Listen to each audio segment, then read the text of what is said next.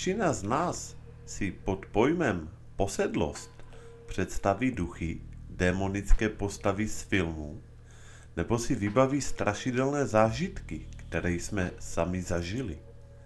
Posedlost démony však může být poměrně složitá problematika, která dalece přesahuje to, co se nám na první pohled zdá. Démonická posedlost je situace, kdy zlá entita posedne a ovládá mysl člověka tím, že se spojí s jeho vědomím. Démonická entita tak částečně nebo zcela ovládne jednání i myšlení dané osoby. Démonická posedlost se nemusí pokaždé projevovat dramaticky. Může být také velmi mírná a chronická. Senzibilové zabývající se výzkumem problematiky odhadují, že přibližně 30% světové populace je posednuto zlým duchem a 50% populace je zlým duchem v různé formě postiženo. Ale je to velmi přibližný odhad, protože hodně záleží na tom, v jakém regionu, jaké zemi a s jakými lidmi jste v kontaktu. Obecně však platí, že míra promořenosti je v běžné populaci velmi vysoká a nevyhýbá se to ani duchovně žijícím lidem. Démonické energie působí prostřednictvím lidí a využívají jejich osobnostních defektů k vytváření konfliktů a nestability ve světě na úrovni jednotlivce, rodiny, společnosti i národa. Lidé, kteří na sobě nepracují, nemají ochranu, nevšímají si toho vlivu a neumí se od toho očistit. Kvůli tomu mohou duchové způsobit v životě těchto lidí spoušť na fyzické, emocionální, intelektuální i duchovní úrovni. Duchovně bádající lidé si často kladou otázku, jak může k posednutí duchem dojít. Akt posednutí obvykle prochází 4 obecnými fázemi. Tyto kroky mohou proběhnout během několika okamžiků, nebo někdy mohou trvat mnoho měsíců. Analogie. Mechanismus lépe pochopíme pomocí analogie s napadeným a obléhaným hradem. Obranné systémy hradu zahrnovaly jeho hradby, lučištníky a potraviny, které měl ve svých sýpkách, aby přečkal útok nepřítele. Nepřítel, který obléhal hrad, trpělivě vyčkával před hradem a snažil se ho oslabit vyhladověním nebo použitím psychologické taktiky. Nepřítel využíval každou příležitost, aby našel skulinu v obranném systému hradu. Celý tento proces mohl trvat dlouho.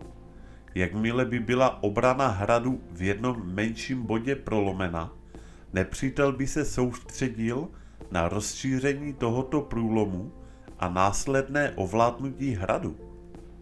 Je to v podstatě stejný způsob, jakým duchové posednou člověka a převezmou nad ním kontrolu.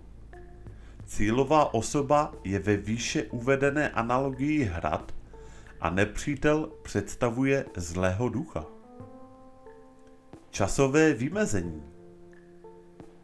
K aktu posednutí může dojít během několika sekund nebo i v průběhu několika měsíců. Záleží především na 2 faktorech. A to zranitelnost zacílené osoby na fyzické i duševní úrovni a srovnání síly. Duchové nemohou napadnout nebo posednout osobu, která má o 10% větší duchovní sílu než oni sami. Duchové s vyšší silou mohou naopak snadno posednout osobu s nižší duchovní silou. Duchovní síla se získává prostřednictvím duchovní praxe a ryzího charakteru. První fáze – oslabení obrany. Duch nejprve upraví okolí osoby, kterou si vytipoval, příznivé pro uskutečnění aktu posednutí. Vytváří nebo využívá situace, které destabilizují její mysl, čímž danou osobu oslabí.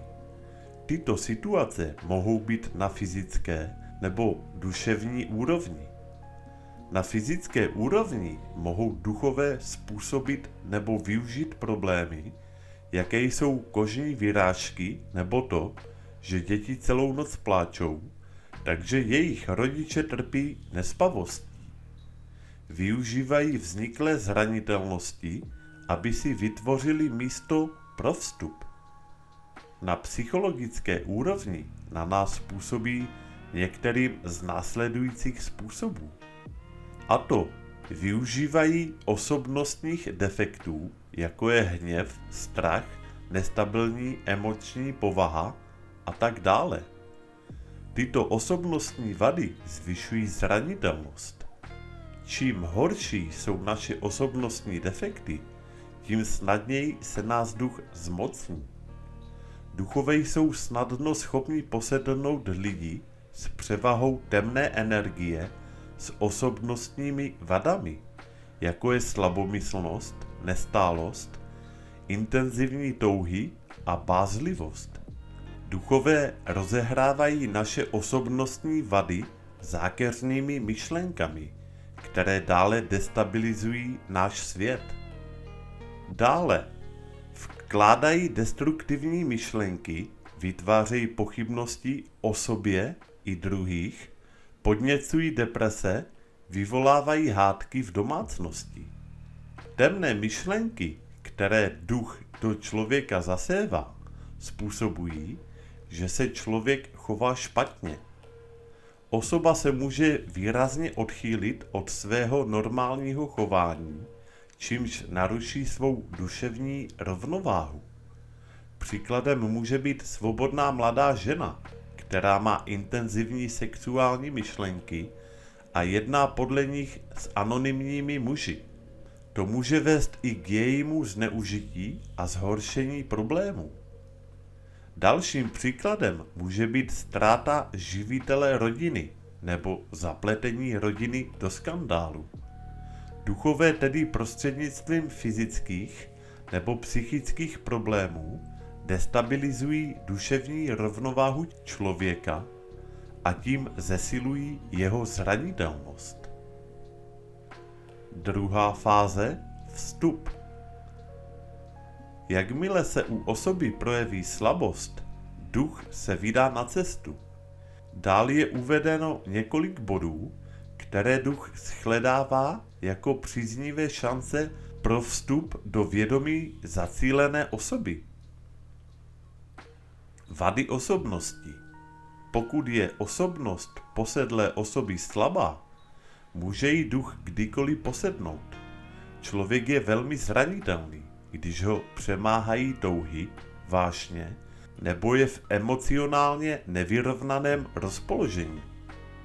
V tomto okamžiku chybí soudržnost a kontrola mezi jeho jednotlivými těly, takzvaně mezi jemnohmotným tělem a materiálním tělem.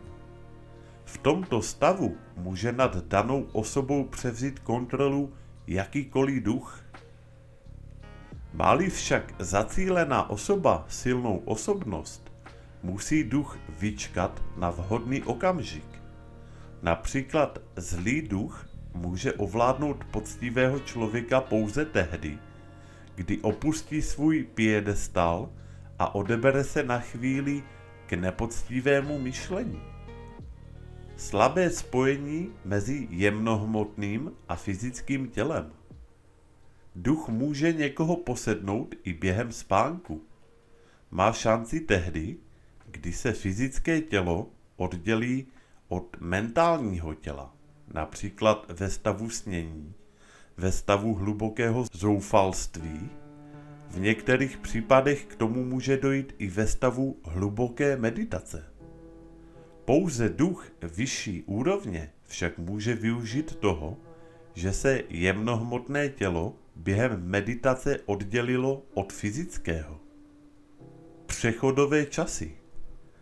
Bylo vypozorováno, že duchové jsou nejaktivnější v přechodných obdobích, jako je pásmo soumraku mezi dnem a nocí, den novoluní a den úplňku mezi dorůstající a ubývající fází měsíce, během zatmění a tak dále.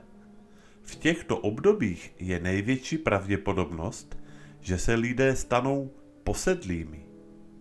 Denní doba. Nejvíc k tomu dochází během půlnoci, protože duchové jsou nejaktivnější mezi 12. až 2. hodinou ranní. V tuto dobu je temná energie v našem prostředí nejvyšší. Třetí fáze. Vytvoření centra.